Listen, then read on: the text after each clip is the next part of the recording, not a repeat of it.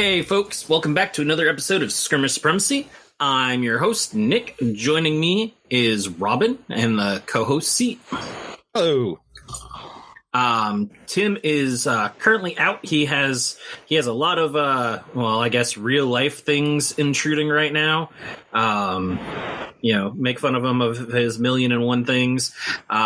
So this is just a culmination. He needed to take a break, so we'll miss him. We're gonna light a camera. We're gonna light a camera on fire before every episode, or a candle, one of the two. I don't know which. I think he'd appreciate that. I think that is a very metal thing to do for him. He probably would. He'd be like, "This is the most metal thing. They're burning cameras for me." Get a little expensive kind of quickly, though. I'm thinking so, because you can't even go buy like those like $10 crappy, just you shoot a bunch of pictures and then throw it away camera. Oh yeah, disposables. Yeah, the disposables. I couldn't even think of that word. Oh man. All right. So with that, joining us as well is Joe Salah from Lucid Publications. Hello. How's it going, Joe?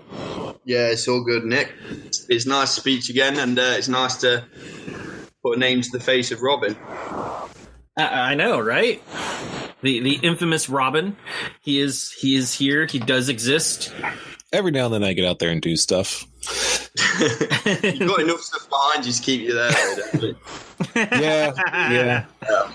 Well, I've been in this hobby for over 20 years, so you definitely collect a few things every now and then. I can imagine. Just a few things. I mean, it's all good though. Mine just doesn't look as messy, but it's just as bad. It really is. If not worse. Actually, I try really hard on the organization. Like, I got bins set up and over there. Like, a little off camera, it's hard to see. There are bins that are labeled depending on what system it is and or genre. It's just what you see directly behind me is more active project paint table type stuff, which, nobody paints just one thing at a time, and it just kind of goes complete chaos. Nick, you've just hidden everything. You've just positioned your camera up. Right. So my camera, because if I lean this way, you can just see that there's some boxes piled and books. But when I lean back, I'm just totally blocking the actual mess. Yeah. Yeah. And you got those shelves to the side of you too, that conveniently off camera. Right. Well, but the funny part is I have those shelves, to the side of me. But then if you really pay attention, you notice that there's a white shelf in front of the other shelves. Oh yeah. So that should explain a level of the chaos. There's even a full 6x4 gaming table that is dedicated to storage, not gaming, but storage. And correction, it's 8x4. Thank you. Excuse me, 8x4. Yes, that is here, and yes, it's basically a big storage table because I built another 6x4 and put it in the other room. No, even his gaming table needed a gaming table. Oh man.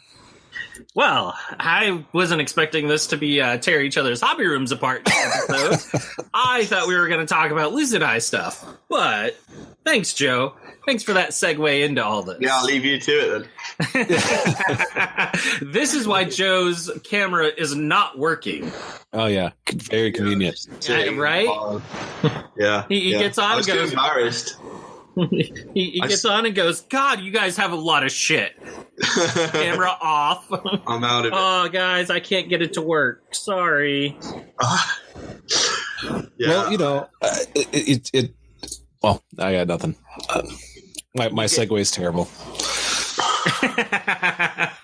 I like how it died before it even started. Yeah. Oh, hey, no, here we go. Yeah. So speaking of too much shit, I hear there's some more shit coming out from Lucid. Yeah. For want of a better word of shit, but yeah, there's some more stuff coming out. To be honest, we got a couple releases today that I need to put up. So yeah, we're always getting stuff out, but yeah, literally almost every day there's something new. Yeah, we sort of stagger it, to be fair, which because I've had this conversation with you before, Nick, haven't I, where you're like, I want to get the stuff, but I don't know when to buy it because you're just going to put out more stuff. And it's Yes. like, and we were having like it was the perfect problem really, because we were having a crisis over like when to buy stuff in case you miss stuff. So it was like, the problem is, I guess if it's a problem, I mean, it's a good problem to have in our regard, but we've got, we manufacture a lot of products now, or more so, and it's very hard to keep customers in the loop because we're quite, because my dad does the sculpting. Obviously, we've got Trish doing some bits and bobs now, which is fantastic. The brief's always very loose. It's always like, look, you do what you want to do, and we'll make it work. Rather than, this is what's coming. So a lot of the time, I don't know what we're doing to a great degree that far in the future. I know, what we're going to do next month and probably the month after that. But apart from that, it's very loosey-goosey in that respect. Yeah.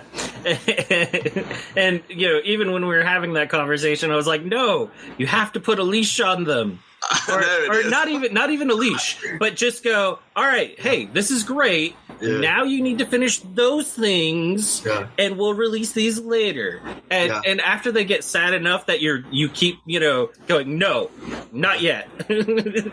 maybe you can forge some order out of the chaos. I doubt it, but I mean it's worth a try. Yeah, I mean the great thing is that that's not even the problem. Like, the stuff gets done. There's nothing on the desk that doesn't get done. So it's like, when it comes, it comes. And I guess I think a lot of sort of companies and whatnot structure themselves in the way whereby, this is the brief, this is what we're doing, and this is what's going. If you take, the opposite approach to that and let things go against the grain of it, you do...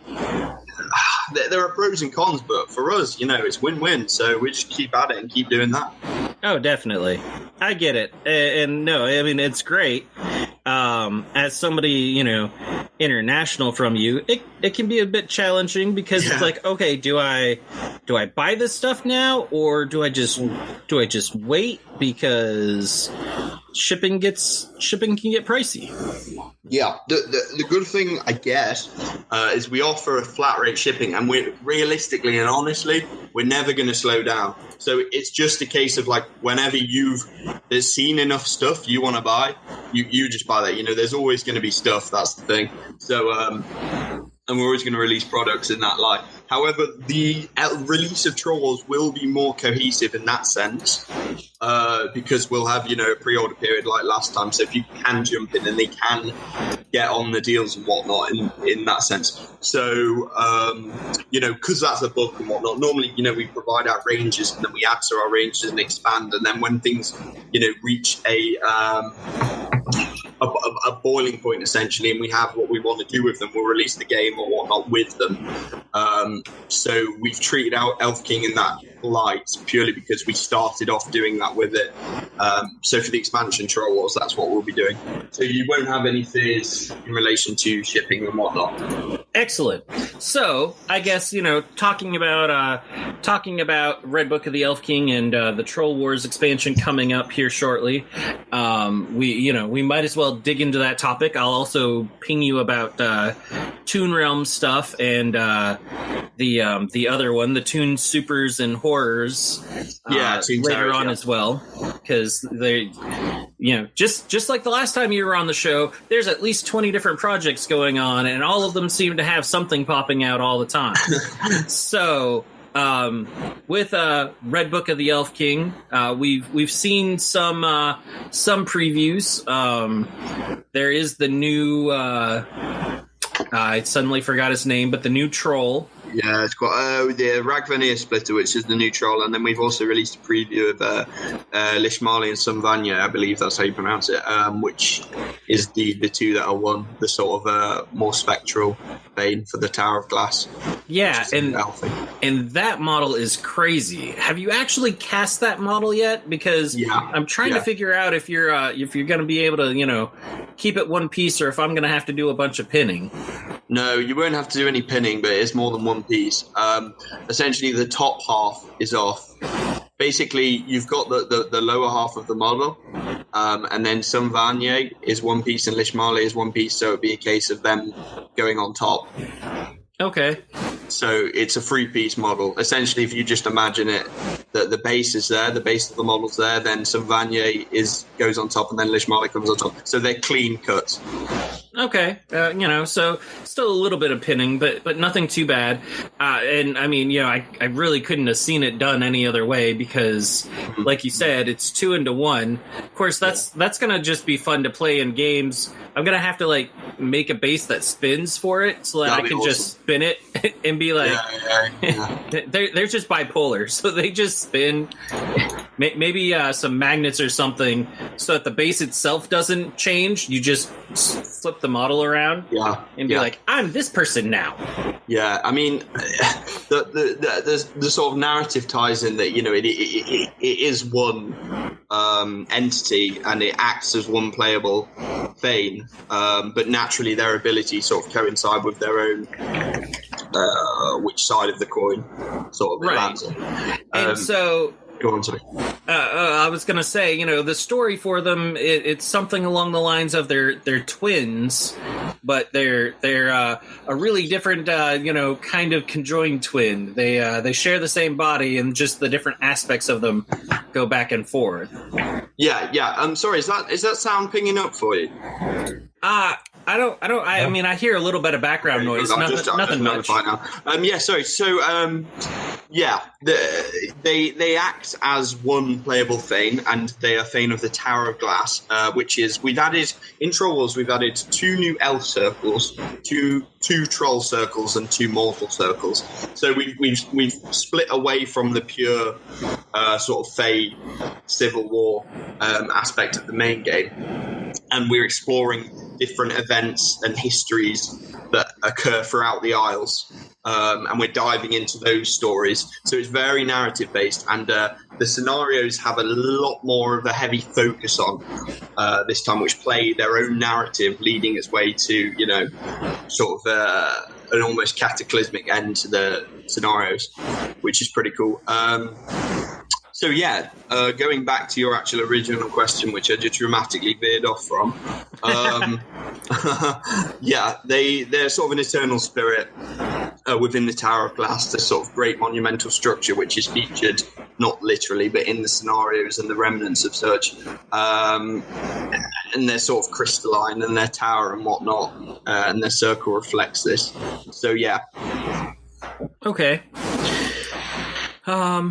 So with the expansion of the world, and veering out from just the Elven Civil War, what is the story for Troll Wars? Or we can even take it back a little bit and give everyone a refresher on what where the story is and where it's going, if you want. So this is important to note at this point. Troll Wars isn't a sequel, nor is it a prequel. Troll Wars dips and dives into various narrative events that happen and occur in the timeline, which are sporadic in themselves, to sort of weave this web of, the more sort of cosmic universe of the Elf King. So the Troll Wars itself is a bit of an understatement as to where we're going. The narrative carries itself in this book through the timeline and through the events that take place and the new circles that are introduced, paving the way for moving away even from the sort of Civil War aspect. So the timeline isn't concrete, and you'll find that within the game itself. So you may even be jumping between points. Yes, it's the points. It's sort of the waft. I believe Rick put it as the waft and web of time, or something along those lines. But that's the scenarios are prominent points within the Elvish timeline, which you sort of dive into. But they do have a concrete narrative towards quite a startling revelation at the end. Interesting. Interesting. Startling revelation. I like it. It very Tell much me more. Yeah, very much. It very much concentrates on as you go through these scenarios, you collect the various. So, say you're playing against me in a scenario, Nick, and it's staggered towards. I believe there are 7 scenarios. I believe we actually have a miniature or 2 for 2 of the scenarios. One of them will be available with the book Troll Wars, and the other one will be available in deals or whatnot. So essentially what we're doing with the scenarios this time is, when say we're playing a scenario, when we win a scenario, I'll receive a relic or an artifact, as it were, which is completely to do with the scenario itself. Now that scenario is that card is multi-use. It can be used as a glamour, one of your 7 glamour cards in game, one of your glamours, and it also has a specific use in scenario. So say in scenario 1, we arrive on the shore and the trolls clash with the elves, or the vortex, which is this new sort of banshee-like circle that's coming out. Okay. The winner of said scenario will receive a glamour or an artifact from that scenario that may be able to be used in scenario 4, which is the Tower of Glass, where you sort of go up against the Tower of Glass and work your way through the structures. That could provide you with a key for that scenario. So there's a very heavy narrative, and the wins actually matter, and how you play actually matters, and it gives you an upper arm further down the line for the ending scenario. So we very much wanted to make this a narrative-based skirmish game for this expansion, and we wanted to move away from, hey, look, here's your universal elf units, this is what you can do. This is a good intro point for the game, because there's not much wrinkles on the actual mechanics. However, in this game we've added wrinkles, and it's that we've added a lot more layers in terms of gameplay and in terms of the structure of the narrative and the scenarios, and sort of a much more campaign-based game. Interesting. So does this mean Salian finally gets trolls to be in his circle? It's not in print, but there's no reason why Salian can't have trolls in his circle. Salian Trollblood was, and along with the Shell, was one of the first veins. And what we, wanted to bring about with those veins was, you've got this idea of the Shell, which is this sort of corrupted good, and then you've got, your morally evil Salian. We, in the elf world, in the Red Book of the Elf King, universe, there is, there isn't good and evil. There is tainted good, and there are things which you contradict each other. There are no morally good characters and whatnot. So the idea of Salian having, a band of trolls is absolutely, fine, given he is a crossbreed with the trolls and the elves. So, and that's something interesting about the world, actually, because I just recently finally got a starter set for Red Book of the Elf King, and flipping through it, the elves are eternal. I mean, other than they can die by physical harm, but they don't get old.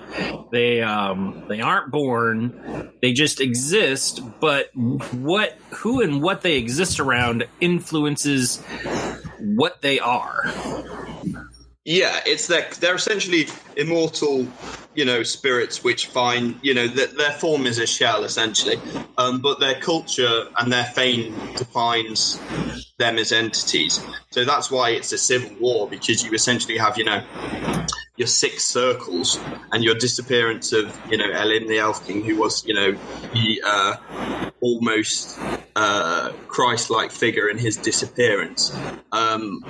With that, you then have turmoil within the circles, and all the circles are geographically different. They're sort of culturally different or whatnot to a point, but it's very much an eternal condition that they have, and that's why there's so much revolt in that sense, because there is a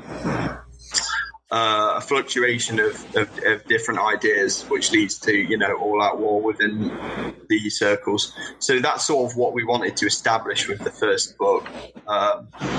and then move away from that core theme in the second book, but still retain what the Red Book of the Elf King is about. Interesting. So, what is some of the more stuff coming out for Troll Wars? Okay, so we have two elf circles, the two troll circles, which will be Ragvan and Kufnir the Betrayer, and then we have the two mortal circles, which will be Brooks and let me check the name of the other one. You know, I don't have the name, but it's the Erdane Mortals and the Nordane Mortals. So the Mortals, which have come from the north, and the Mortals that have come from the south. So they play quite differently. The Nordane Mortals are sort of more fierce and more bestial in that sense. Whereas, and it's important to note at this point, Mortals can't use magic, glamours. They aren't the Fae. They must have a witch to be able to cast glamour, which is the magic system within the game. So they play differently mechanically, and they have something called the Rule of Iron. Now, iron in this game is poisonous to elves. So essentially, if they strike a wound, they have a chance of striking another wound to counterbalance the fact, mechanically speaking, that they don't have magic, but they can play a magic with a witch, which is an optional choice for the game. Okay. Now, Ragvan may also have. Sorry to interrupt, Nick. Ragvan may also have a witch, I believe. So there is this whole new idea of witches, and the mechanics have a lot more wrinkles on now. If you wish to do so in the second expansion, right? Okay. Yeah, your splitter shakes up kind of your base structure of how you've got your circle completed, right? Seven units, and you can have Ragvane, a witch, and the bands of trolls. Yeah. Sorry, Robin. Yeah, no, that's a very good point. So essentially, Robin, the structure still remains, but there are wrinkles naturally. We've added witches in, and the rules play out slightly differently from the universal rules applied in the Elf King, but they still stand. But the effects in game are different. For example, witches now use incantations, which may give them extra chits to pull. So you're more likely to, if you have a witch, be able to cast spells and take more actions in a turn. But you also sacrifice, the fact that a witch does count as a unit also. So we've added in more to define the structure. Now, the Vortexan as well, which I won't ruin too much, but the Banshee, more like horse riders, which they are. They operate on a different basis again. They can be reactivated in a turn to move, to essentially make further ground in a game, but they only come with 2 in a unit. So you are limited in the sense that they're fairly reliable up close, so they do sort of fulfill that glass cannon function, really. And the Vortexan, as well as their Thane, the Blood Mother. I don't know if I can pronounce the name. No, it's Hirahalyi.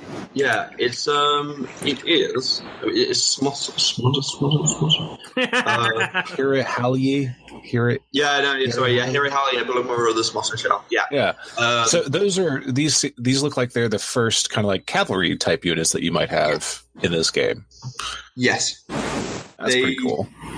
Yes, the Vortexan are sort of the spirits of the Fae, and aesthetically they're sort of drenched in blood and whatnot.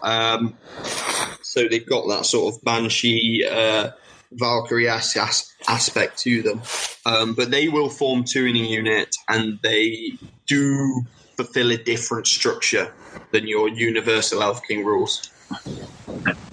I just love how the Fae, so, spirit things have spirits. Yeah, the spirits are riding spirits, yeah. Yeah. Oh yeah, while drinking spirits because they're very spirited.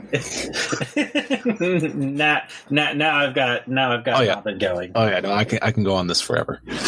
I'm really kind of interested in seeing what the Vortexan sculpts end up looking like, because I think there's a lot of potential there for a lot of interesting movement to the model.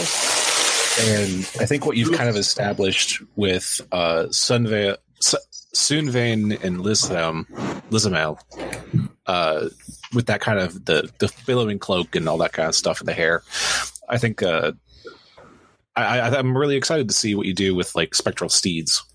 Yeah, I think you'll like them. We've used a lot of the sort of shapes that have been used in the Lishmali's robe and whatnot to create a sort of spectral steed, almost unicorn-esque steed. I think you'll like them. They look great. And obviously it's, biased of me to say, but I can say it with confidence. I think they are quite stunning, and we've gone in a new direction for them for this. Very cool. Yeah, no, I think you guys capture movement really well in kind of not ephemeral or ethereal, but that kind of billowing aspect to certain things like hair and cloth and things like that. I think you guys do a really good job with capturing that kind of movement in your sculpts. Cheers, Robin. I mean, by and large, it's all shapes in that sense. I mean, we used, the gyms. I mean, what's been an interesting process is obviously converting the Jim Fitzpatrick stuff to miniature, which we've been doing, which has been, fundamentally that process of capturing those shapes and reimagining them, in 3D for miniature. And I think it's all, and it's stupid of me to say, and it's, sounds off, but it's just shapes, and finding the most aesthetically pleasing ones for the eye, is what we aim to do. And it makes things more stoic, it makes it more dynamic, it makes things, more powerful. And that's really what we wanted to do with the Elf King Thanes. They're not jumping around, and I've got a bit of a shtick as such against, people jumping on toes and whatnot and hanging on arms, because, the dynamism and whatnot comes from the shape.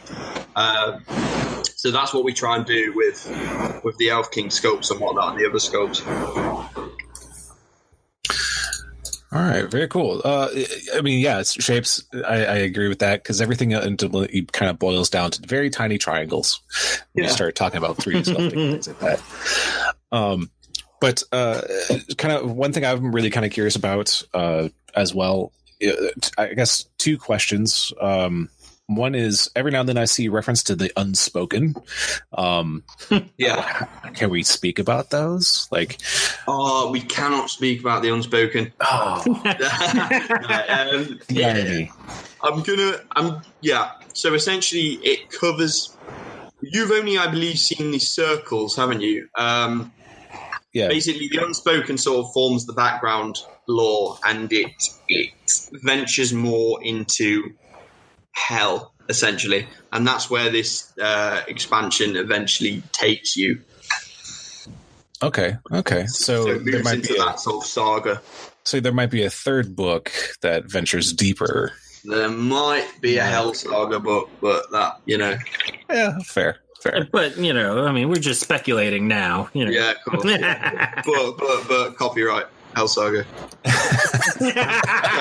Lucid Eye publication. Yeah. Just have to add that in. Yeah. Get the rubber stamp out. Yeah. But so something that is currently there, the troll circles. You've got Ragavan Ear Splitter already out. You've got the Betrayer out, and you're adding in these 2 troll circles. Are we going to see some more troll companions for this, or? Yeah. So. Oh yeah. Good question, Robin. So basically, for the trolls, what we want to do is, we have the Thanes and whatnot, and we're finishing the last ones off. So we have all of the fundamental miniatures ready for the game. What we want to do is we want to release what we have. The miniatures, all playable circles, and the encounters, which you'll soon see, and the book and whatnot. And then what we want to do is, instead of what we did last time with the Elf King, which was, have everything out and then sort of leave it, and then came back to it revisited with Troll Wars. What we want to do this time is build upon Troll Wars. So we might see, more elves, we might see more Fane-based stuff, we might see more miniatures for encounters sort of staggered out this time after the release down the line in 2019, rather than, hey guys, you'll see us with the next book sort of thing. So we will be adding to the circles currently as well after release. Very cool. Yeah. And the miniatures are amazing. Like I said, I've recently got my hands on them finally. And they, I like how, I've got the 6 sets of companions you need, and each and every one of them is a little bit different. Which, I mean, that's 18 guys, and so, just impressive on its own. I do need to eventually get the trolls and the mortals, the trolls primarily, so that I can mix them into a warband with Salian, and have a bunch of trolls running around, because that just seems like fun. Sounds awesome. But I haven't really actually dug into the game itself. I read some of the fluff and stuff like that, but it seems to be a really, really well thought out world and developed. Though there was a discussion somewhere, and that's one of the things I've been meaning to ask you.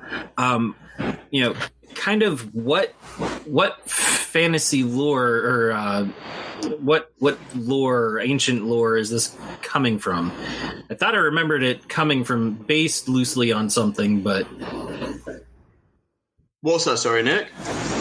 Just the background.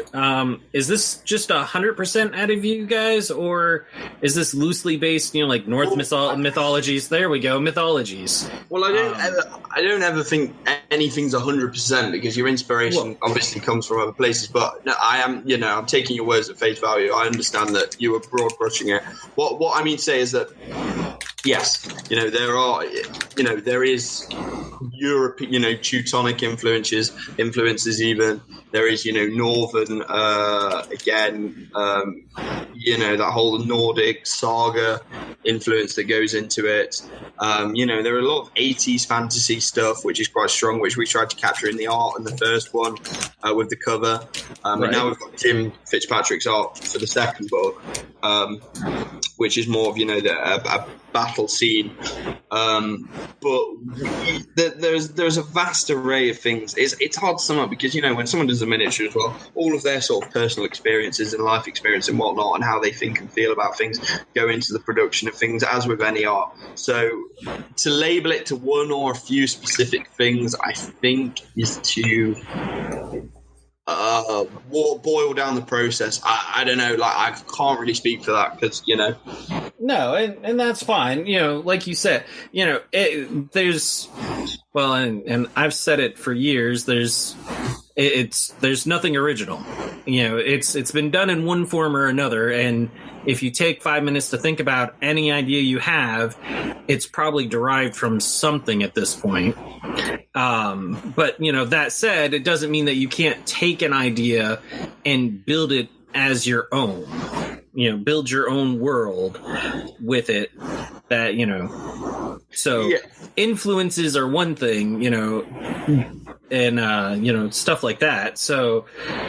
And I think it because a lot of Jim Fitzpatrick's art is actually isn't it Irish or Celtic lore?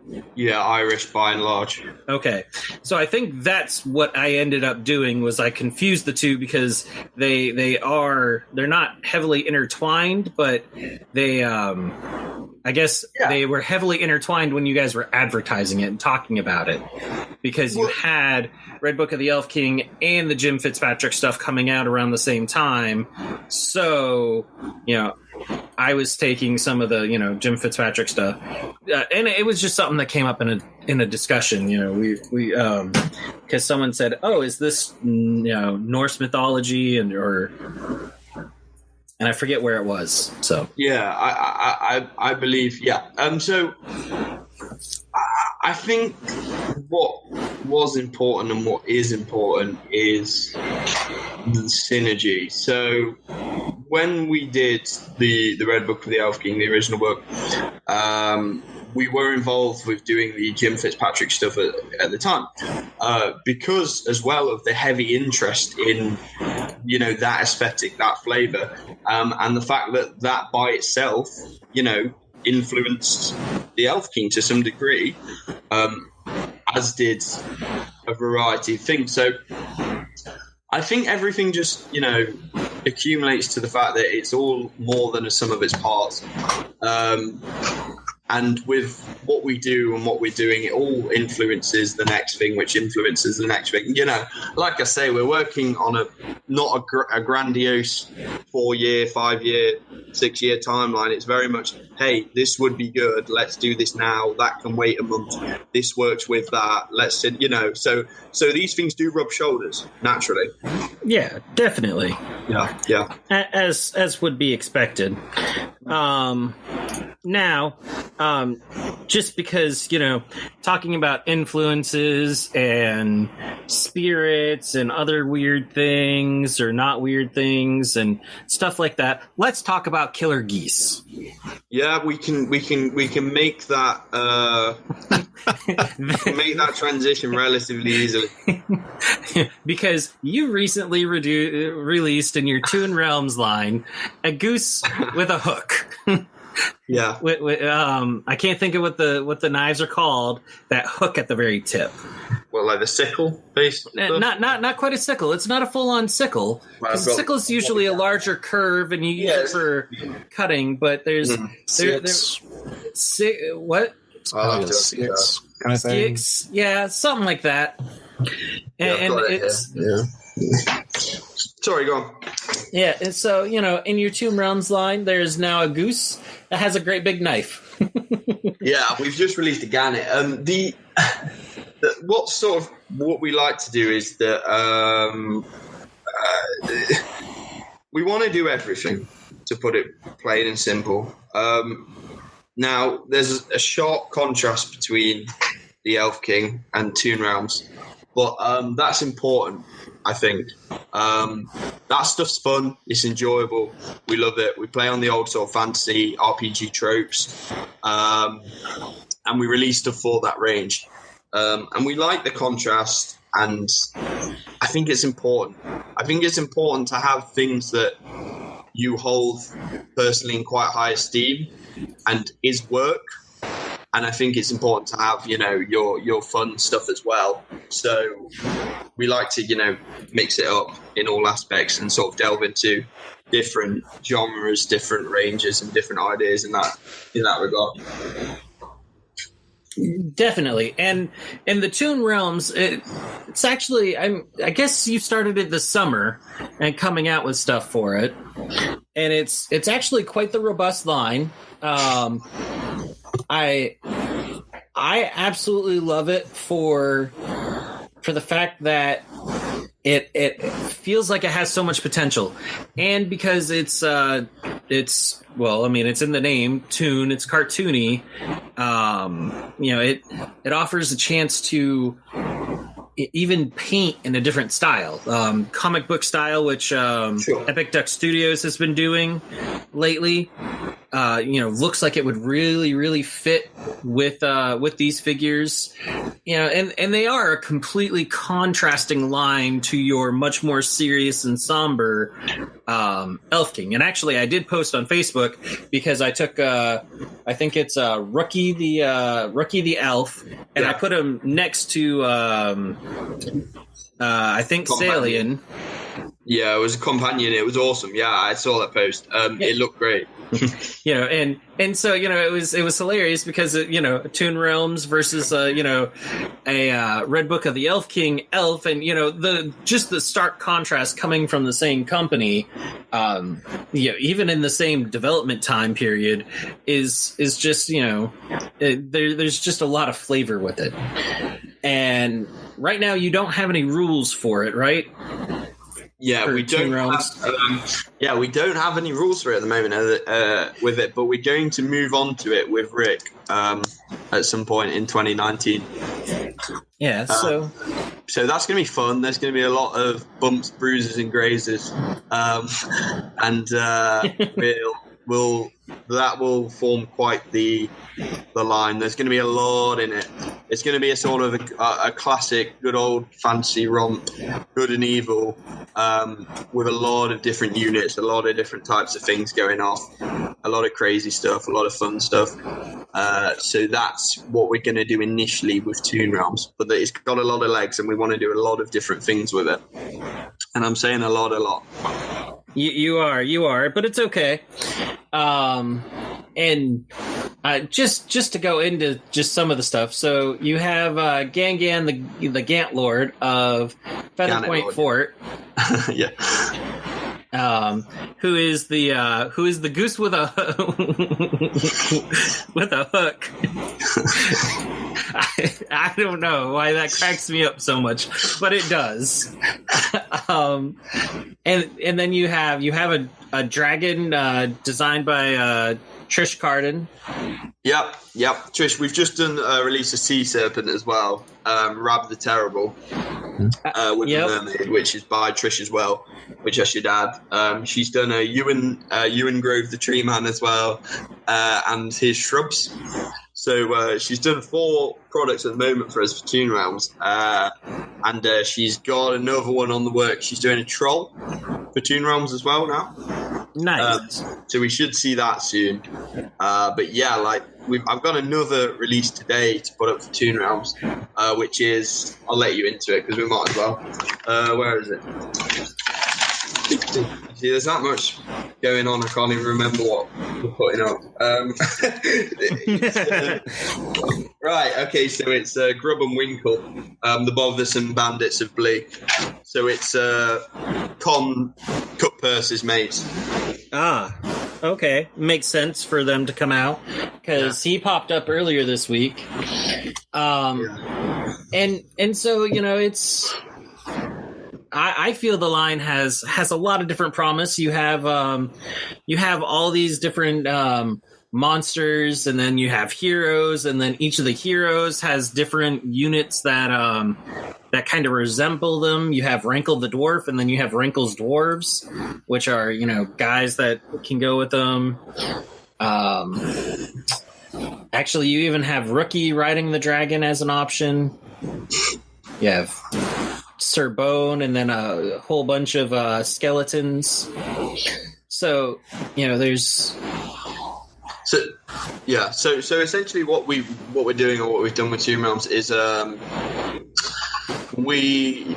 if you say the classic sort of good and evil fantasy swords and sorcery Saturday morning cartoon good and evil thing, within those bands and whatnot, we wanted to create character figures and then their own little following. So we want this to be a big game. So every character, almost every character, has their own following within itself. Where they fall, will be decided. You can probably tell from what we're doing and what they are. But, for example, Con the Cut Person is Bothersome Bandits following, and so they all play a part in the game, whether they be good, neutral, evil or whatnot. Those sort of classic tropes we're going to reignite for it. Okay. So that's Toon Realms that you've been working on. And this is one of the ones that we were talking about earlier, that I'm like, okay, what are you releasing, and when are you going to stop releasing things so that I can buy stuff? And I think right after I finally went, okay, I bought a bunch of stuff, you went, oh, that's cool, mate, I'm really glad. And then the next day you released more stuff. And I went, damn it! In all honesty, I think what happened there was, I think it was the dragon, wasn't it, that came just after? It might have been dragon and a few bits. I think it was the dragon, but also, the dragon was one right after. Yeah, it was. But, it was also Rankle's Dwarves, because I got Rankle. And so, Rankle's the only one that doesn't have guys with him right now. Yeah, so what happened there was, I believe Trish came in, and she was like, I finished the dragon. This was literally as, I believe, you popped up to me. And I was like, great, well, I guess there's no need to wait around. So we sort of just got him up and got him going the next day. And I believe we were holding those dwarves back and stuff the following week. But we were just like, hey, we might as well, if someone wants to drag them, they can pick up everything. Like I say, it's such a shame because I almost don't know what to say. It's just, there'll always be stuff. There will, and that's not a bad thing either. Yeah. It just sometimes makes it take longer before you jump on it, which just means that you get more money all at the same time. So I mean, it's a win-win for you. I mean, the thing is, it is win-win in a sense, but not in the sense that I don't want you to pay for shipping twice consecutively. In a week. Well, right, because the shipping is the shipping. Like that's void at the end of the day. So we, but then there's nothing I can, I feel so guilty. I don't know what to do. I guess I can inform you more, or no. Just let him suffer. Yeah. He enjoys it. Just let me suffer. It's a good pain, because then I can have you on the show and go, and then you did it again. Yeah. Again, after we had a heart-to-heart conversation. Yeah, that's something to always get me for. No. Like I said, it works out. I mean, it just means that, sometimes I wait a little bit, and, possibly other people do, though I know some of your members seem to have a shipment almost every week. Yeah, Derek, that's the thing. If they're in Derek, Canada, this is looking at you. Well, that's the thing. If someone's in Canada or the US and they've ordered, what we'll try and do, obviously, is a lot of people just pop up and be like, "Hey, can you get that in there? Has that left yet?" Which is cool. But again, it takes 4 to 5 days when shipped, I believe, to the US. So, Oh yeah, no, I mean, it's just one of those things. Like, people's stuff arrives and then goes, and then they order more. But I guess that's just how it goes. That's just how it goes. Exactly. I mean, you can't control it. It just is how it is. And all that cool stuff. So I did mention that there is also Toon Supers and Toon Terrors, which is like very early start. Yeah. So looks like you have some of that same cartoony Saturday morning action, just with superheroes instead of fantasy. So yeah. So it's all Toon, so it's all the style we're going for and what we want to do with that stuff. And it's important to note that obviously we're sort of dipping our toes into different genres with it, but it will form something else. For example, I've actually got a Toon Terrors released today. It is... Again, I forgot what the release is. It's going to be the duck without the shield, but with the sword still. What, with Lovecraftian tentacles? No, we don't do that. We don't convert for the sake of converting. It's Gloop, the Cosmic Shuggle. Interesting. The Cosmic what? Cosmic Shuggle. Shuggle. Yeah. All right. So Gloop the Cosmic Shuggle will be up for Toon Terrors later.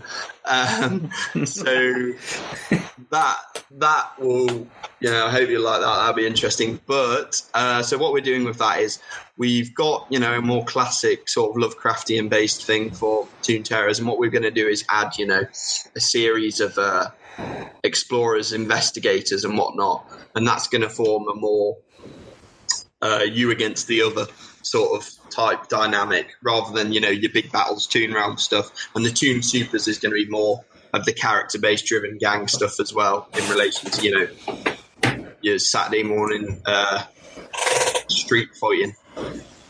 Interesting.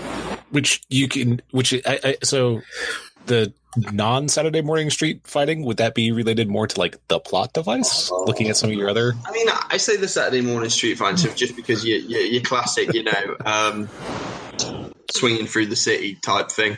But what are the plot device? No, plot device is sort of a more 70s alternate history based range, which I believe the latest we've had out for the plot device is the Hypnocrats. Those are pretty solid. Oh yeah, thanks, Robin. So basically, Robin, those are our latest release for the plot device. It's sort of this psychedelic alternate history. I can't see too much about it because we're looking to not wrap it up, but have a little bit more out for that, and then get that going as well. I mean, the Ultra Teens have a very suggestive influence. If you're a fan of film, the Suburbanauts, I'm really kind of digging those as well. And I'm really surprised that Nick hasn't actually mentioned Dapper Monkey Archie Borte, first Viscount of Ruffley. I mentioned it heavily last time. That was last time? Yep. Yeah. Yes. I think that was the first thing I jumped to. Oh, my mistake. Joe was like, okay, let's talk about the monkey first, because there isn't all this other stuff to talk about. You got to find the guy that's in like the very back aisle on the very back shelf. Oh, of course. And actually, that does kind of bring a question to my mind. We talk a lot about how much stuff you got coming out, and I think 3 times today you've said, "Oh yeah, no, I got a post about that today." You guys have a really wide variety of things that's coming out of your shop. Not just the Toon Realms and the Book of Red King and the Jim Fitzpatrick stuff that's been mentioned, but last time I think there was talk about Savage Core and things like that. But you've got like a dozen different lines that you guys are trying to manage. So, Robin, let me put it this way. I don't even think it was a year ago last that Joe was on the podcast. And it was April. There was 5 projects on the burner at that point in time. Yeah. And actually, I've got another one to bring up because, I was just looking at the site and I remember seeing it the other day. I don't remember really seeing it announced that these figures were out, but, could be. But Ziggurat in the beginning. Yeah. So, basically, do you know what? Like, I announced it on a variety of ways and whatnot, and I don't want to be that guy who's like, well, the Facebook algorithms and whatnot, but it's weird who sees stuff now. Like, when you post something, it doesn't, sometimes it gains the traffic, sometimes it doesn't. Sometimes, 2 days later. So I don't really know how that works in the ins and outs, but it is a bit funny recently. So basically, the Ziggurat range is a more mythical and biblical driven range. We're going to be releasing a Nephilim for that also. So we're playing with more a character-driven range for that, more like a pocket range of sort of biblical and historically influenced characters, but not, rooted in firm history, if that makes sense. Mm-hmm. So there is that fantasy sort of element and the biblical and mythological element we want to bring about with the characters. Yeah, and the characters definitely have some. I mean, there's only 3 of them right now. Yeah. You're probably going to tell me that there's more going up today, but that's fine. Not today, but I'm moving close. Tomorrow. They're going up tomorrow. Tomorrow, we're doing a Nephilim at the moment for that range, so that'll be interesting. It's being designed currently, so I hope to show you a whip of that or something soon. I think your one challenge now is if Rick's your only guy writing rules right now, he might be his fingers might be getting sore. No, the thing is with Rick, we still deal with stuff, a project at a time in terms of like Rick, yeah, and really it's he's his own dude, so it's a case of Rick, what do you want to do? It's so we will, after Troll Wars, we've already got some ideas about, what he wants to do and whatnot, and what we think might be good to do next. So we'll just have a sit down and just be like, hey, and flesh it out and go from there. But, guy's fantastic, and we've come out with Troll Wars, which is great. So we've kind of quite a quick turnaround from the first Elf book to the second. Yeah, not even a full calendar year, it seems like. I don't think so. Wait, yeah. No, because it went up for pre-order in like June. Yeah. Yeah. Yeah. So, you guys are wicked fast. Yeah, there's always a tendency to gravitate to, if someone's fast, the quality must slip by. For us, it's like, my dad's been sculpting all his life. So, he can produce, the best of he can do fast. So we really push that and we don't hang about. So, when the first book, we sort of have the ethos, when something's done, you move on, you compartmentalize that it's done and you do better next time, and you continually just keep trying to do better and do better and do better and do better. So that's what we do. And, we're both, and everyone who, is here and takes part in what we do, they all think like that. And we don't really want to, for want of a better word, associate with people who don't want to, be doing that and don't want to be pushing themselves in that way. So that's sort of what we're about, really, Robin. And that's, what we get up in the morning for, really. Totally fair.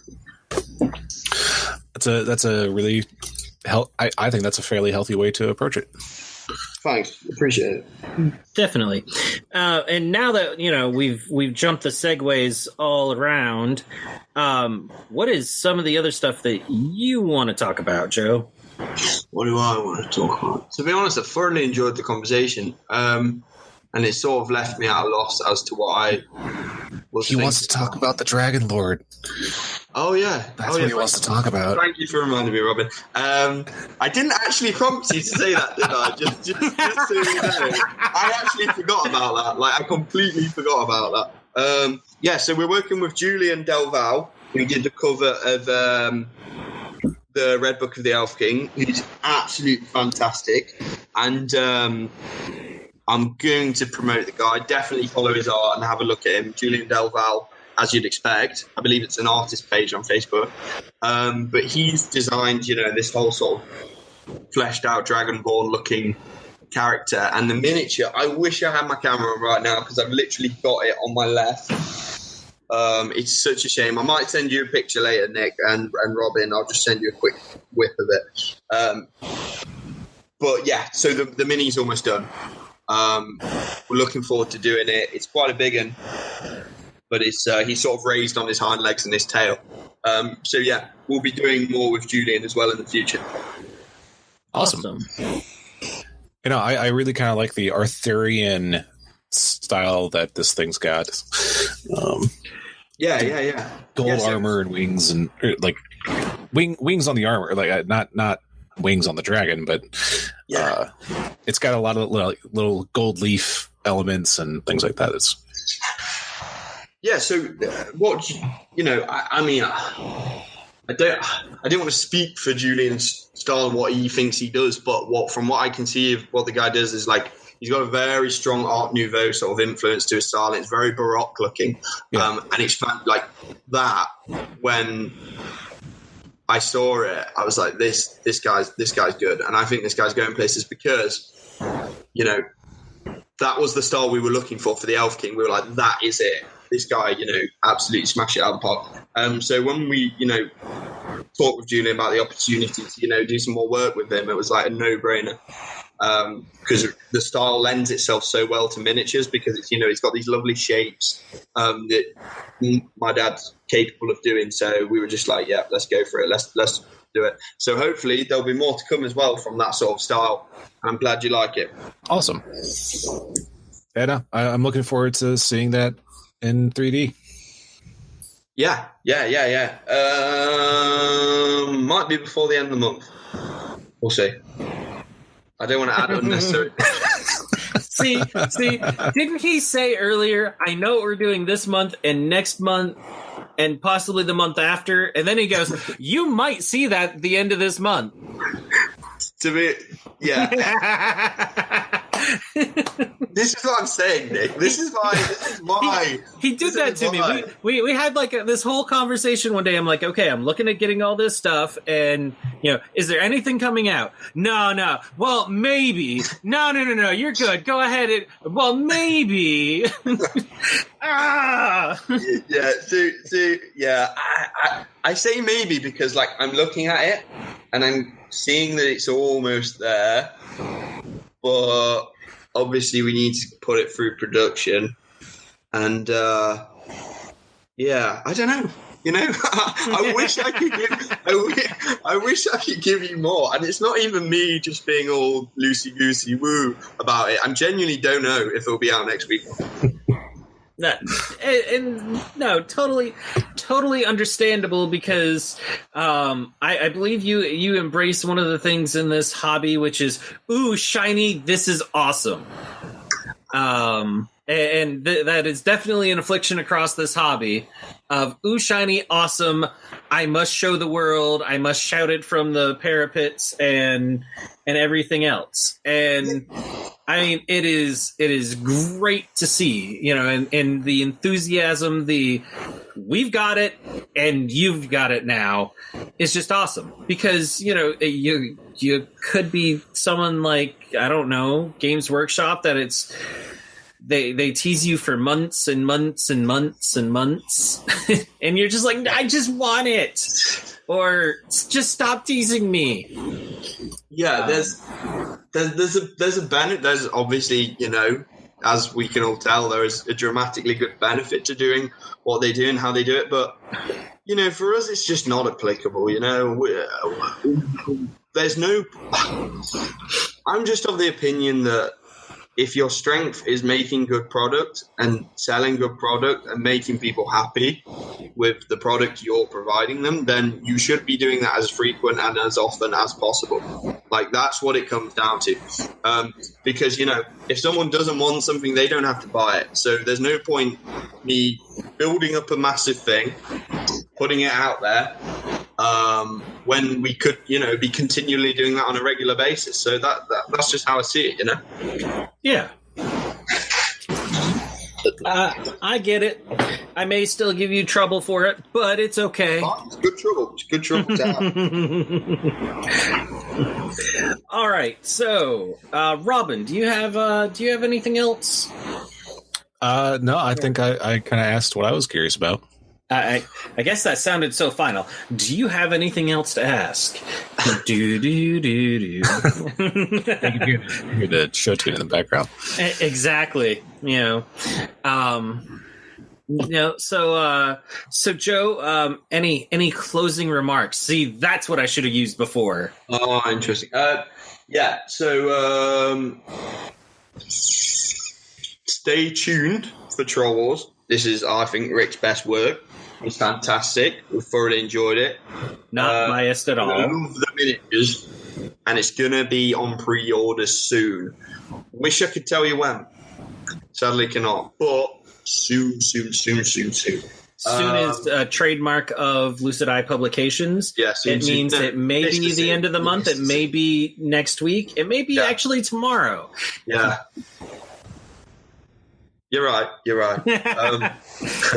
Yeah, so that's soon. To be honest, there's not a lot more I want to say because you'll see it anyway. Like, I'll just post everything repeatedly, numerous amounts of times, about everything. So there's a few releases going up today. So if any, check them out. But when does this get posted? Is it like a week later? It'll be posted Monday, and today's Thursday. A lot more might happen by then. I'm gonna post, and the caption's going to be everything that he said might happen happened already, and the stuff that he said would happen hasn't happened. Well, I don't know about that. I don't think you've been bad about that part of it ever. Yeah. No, to be honest, it's an absolute pleasure speaking to you guys. In all honesty, Robin, lovely speaking to you. First time we've obviously spoke, but it's been a pleasure. Hey, pleasure's mine. Awesome. And you guys have got Thanksgiving to go to, haven't you? Go to as if it's a thing. We do. I've got to go get a ham out of the oven here in a minute. I've still got 6 hours before I have to care. All right. So,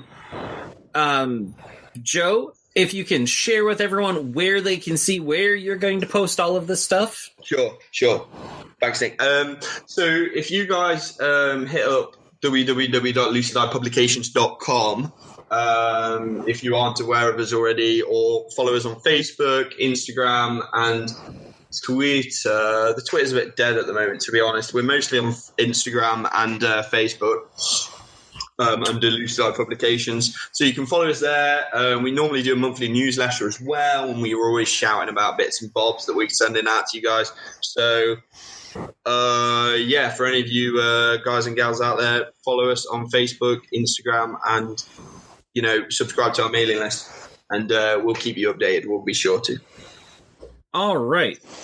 So I want to say, thank you, Joe, for coming on. It has been a pleasure having you on. I know it's always fun to chat and see what's news coming out, and what you have probably released that I missed. But I appreciate it. And everyone here in the U.S., even though it's going to be past the date, happy Thanksgiving. And everyone else in the rest of the world, sorry. Happy Thursday. Happy Thursday. It's just a normal Thursday. Happy Friday Eve. Yeah. Happy Thanksgiving to everyone in the U.S. I'm sure you guys are going to have a great day and enjoy it. Definitely aim to. So, I guess that'll wrap up episode 132 of Skirmish Supremacy Podcast. Have fun. Happy wargaming. Thanks for listening to another episode of Skirmish Supremacy. To see more of the antics that Nick and I do, you can check us out on Facebook at Skirmish Supremacy. We also have Twitter, which we can be reached at Skirmish Supreme, because apparently Skirmish Supremacy does not fit in Twitter. And if you want to email us directly, you can reach us at tim@skirmishsupremacy.com or nick@skirmishsupremacy.com. Thanks for listening.